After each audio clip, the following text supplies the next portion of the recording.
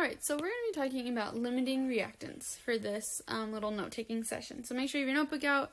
You can pause the video and you can start writing down some of this stuff, but I'm going to keep going on and explaining it. But hopefully at this point that you've done the limiting reactant exploration lab, and you went through that. I know it's a little bit long, but hopefully you have a better understanding of what a limiting reactant is. If you feel like you weren't able to fully understand in that lab, I did put the definitions of limiting reactant and excess reactant here. So you'll see the limiting reactant is the reactant that gets used up, and the excess reactant is the reactant that is left over. So lots of people like to compare this, to making a sandwich. Say you have like a whole loaf of bread, but then if you're trying to make an egg sandwich, you open up the carton of eggs and you just have one egg. That would make your egg your limiting reactant because you could only make one sandwich because you have one egg, even though you had a whole loaf of bread left over. So in this example, your egg is your limiting reactant because it's going to get all used up, and your bread is the reactant that you still have left over. Alright, so that's kind of what we're going to be talking about today. We're going to be using actual chemical equations, and we're going to be trying to figure out which is the limiting reactant that's causing the reaction to stop, that's going to get all used up so we can't do any more of the reaction.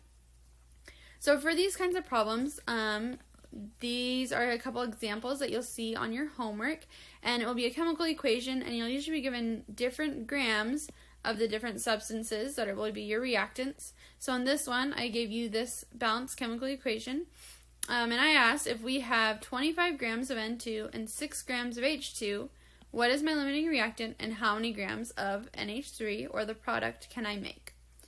So again, pause the video if you need to kind of copy this stuff down. But I'm going to go on to explain how to do these problems. Now you'll notice that we are given grams of N2 and grams of H2, and what we're trying to figure out are the grams of NH3. So this is going to be a gram to gram problem, these limiting reactant ones. So they're going to be a little bit long. And at this point, I would expect you that you can do these problems fairly well, so I'm not going to be explaining every step in detail as we go through it. Alright, I hope that you've had enough practice at this point that you can figure out how to go to grams pretty easy. So like I said, how to figure out these problems is we're going to be starting with, let's start with this 25 grams of N2, and we're going to see how many grams of NH3 I can get out of the 25 grams of N2. Then after that, we're going to look at the 6 grams of H2 and see how many grams of NH3 we get, and then we'll compare the two numbers. Alright, so let's start with this 25 grams of N2, and we're trying to turn it, remember, into the grams of NH3. That's our goal, to see how many grams of NH3 or how much product we can create. So to do this, first we need to change our grams into moles. So remember, you're going to use your periodic table for this step. It's going to be about 28.02 grams of N2 for 1 mole of N2. Alright, now we need to turn our moles of N2 into moles of NH3. And so this is where you're going to use that chemical equation above and look for the mole ratio in this chemical equation.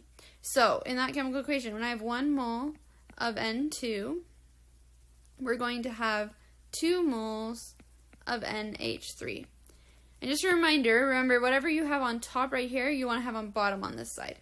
Alright, so here we have moles of NH3. I'm going to want my moles of NH3 on the bottom of my next fraction. So my next fraction, I'm going from moles to grams. And so again, on the bottom, I'm going to have moles of NH3. And on the top, I want grams of NH3. And to figure out these numbers, remember, you're going to go to your periodic table and look up the weight of N and of H, and the H will times by 3. And so if you do that, you'll get, let's see, around 17.08, just depending on rounding. Oh, sorry, that's actually going to be 17.03. Couldn't read my own handwriting. Alright, and that's for every 1 mole because we're using our periodic table. Alright, then you'll do this math, so you're going to take 25, you'll times by 1, divide by 28.02. You'll times by 2, divide by 1. Times by 17.03, divide by 1.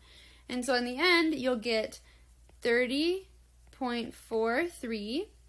And if we do our crossing out, we'll cross out our grams, our moles, and we're left with grams of NH3. So we get that many grams of NH3 for our answer. All right, so we now figured out how many grams, if we use 25 grams of N2, this is how many grams of NH3 we get out. We need to now figure out how many grams of NH3 we get out when we use our H2 and see which one is smaller, so which one would be our limiting reactant. So we're going to start with 6 grams of H2, and we're going to do the same process we just did above, trying to get it to grams of NH3.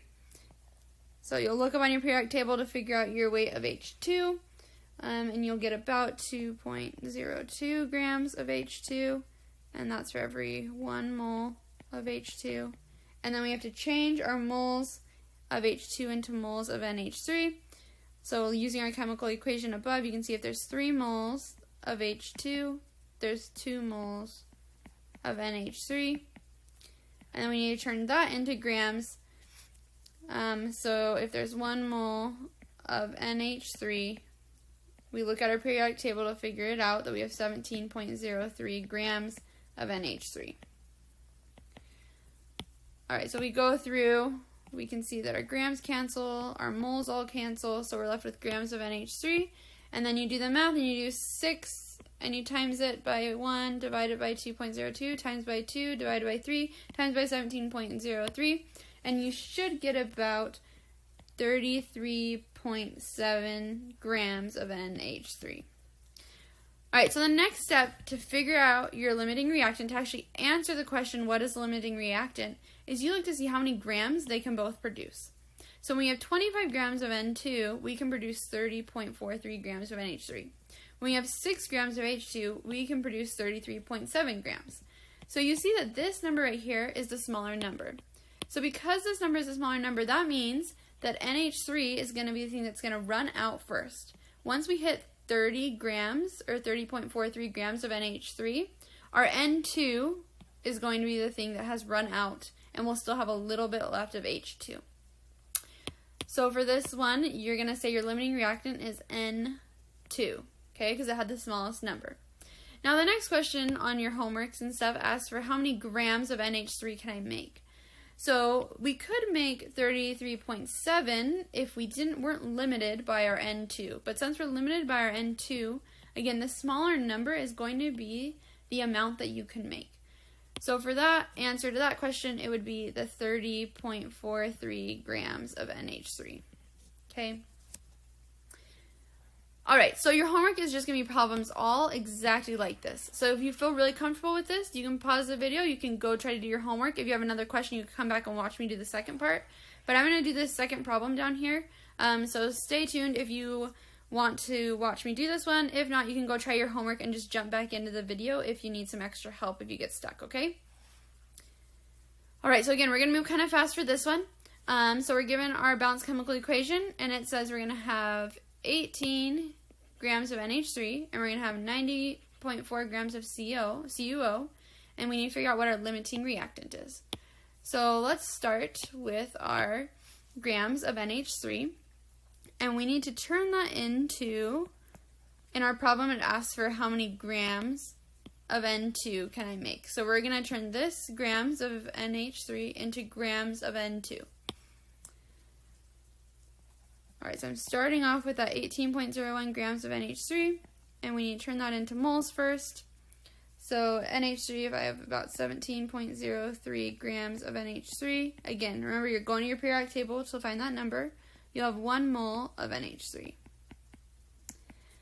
Then, using our chemical equation, we'll see that when we have 2 moles of NH3, we're going to have 1 mole of N2. And our final step is to change that into grams. So 1 mole of N2 is going to be about, let's see, it's going to be about 28.02 grams of N2. Alright, then we cancel out all of our grams and moles that we can. So our grams cancel here, then our moles cancel, and our moles cancel. So we're left with grams of N2. And when you do all that math, when you multiply and divide, so you multiply everything on the top and you divide everything on the bottom, you'll get 14.9 grams of N2. Alright, so that's our first one. So remember, we also have to do the second one that's dealing with the 90.4 grams so we can compare and decide which one of these is our limiting reactant. So when I have 90.4 grams of CuO, let's turn that into grams of N2. So on the bottom, you'll get 79.55 grams of CuO when you add up their masses, and that's for every 1 mole of CuO. Now we need to change that into moles of NH3. So using your balanced chemical equation, you'll see when you have 3 moles of CuO, you're going to have 1 mole of N2. And now we need to finally change that into grams to finish out the rest of our problem. So when I have 1 mole of N2, you'll have about 28.02 grams of N2. Alright, so you'll do your whole math. You'll cancel out all of your units so that you're just left with those grams of N2 at the end. And after you multiply everything on the top and divide by everything on the bottom, your answer should come out to about 10.6 grams of N2. Alright, so now that we have figured out our grams of N2 that we could get for these different masses, we need to figure out which one is the limiting one. So remember, you look and see which one of these is the smallest. And so we see that we have the 10.6 is the smallest. And so we go back and we see that that one was connected to the 90.4 grams of CuO. So that is what your limiting reactant is going to be. The 90.4 grams of CuO is your limiting reactant. Now, how many grams of N2 can I make? So remember, you need to pick whatever one's the smallest one because that's the one with the maximum amount of grams that we could make. Because we can't do this one because our CuO is limited, so we can't even make 14. We have to stop at 10. So the amount of grams you can make is 10.6 grams of N2. Alright, so these problems, like I said, I went pretty fast when we were talking about actually going through doing the stoichiometry section because I hope that you guys have that down now. But hopefully you can understand that whatever thing is the lowest number, that is your limiting reactant, whatever's connected to it, and that the lower number is the maximum amount of grams that you can make because you have that limiting reactant. Alright, let me know if you have any questions. This is pretty much the last thing that will be on your test. So next week will be mostly review, and then we'll take your test and we'll be done with the quarter. So keep moving and pushing forward. Let me know if you have any questions, and you can always come in on Friday if you're still confused about this and I can help you out, okay? Good luck, guys.